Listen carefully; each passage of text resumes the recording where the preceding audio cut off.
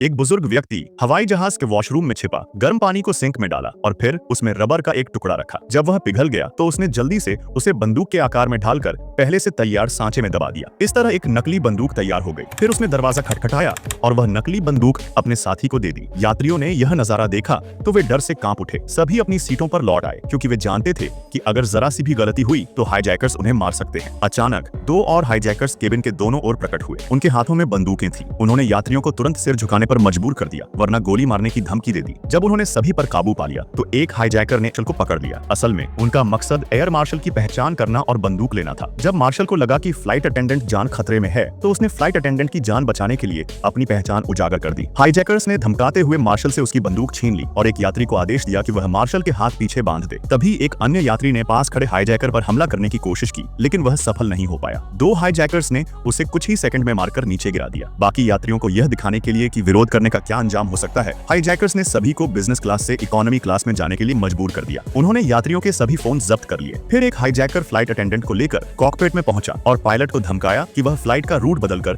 दूरस्थ crew airport पर उतरे। हाईजैकर्स की मांग थी कि खतरनाक अपराधी अडनिल को तुरंत रिहा किया जाए, वरना वे सभी यात्रियों को मार डालेंगे। यात्रियों की जान खतरे में देखकर पायलट को मजबूरी में फ्लाइट का रुख मोड़ना पड़ा। लेकिन कहानी में एक और मोड़ आया। इस फ्लाइट में चोरों का एक गिरोह भी मौजूद था और फ्लाइट अटेंडेंट उनमें से एक थी। इन चोरों का निशाना था गृह मंत्री द्वारा काले धन को सफेद करने के लिए इस्तेमाल किए जा रहे हीरे। मंत्री के सहायक जैक ने मंत्री के सचिव से संपर्क किया क्योंकि केवल सचिव को ही उस बॉक्स का कोड पता था जिसमें हीरे रखे थे। जैसे ही फ्लाइट अटेंडेंट नीना ने हीरे लाने वाले शख्स को पहचाना, जो फ्लाइट में न कुछ खा रहा था और न पी रहा था, उनका चोरी का प्लान अमल में आने ही वाला था। लेकिन तभी आतंकवादियों का यह हमला हुआ और उनकी योजना पूरी तरह से बर्बाद हो गई।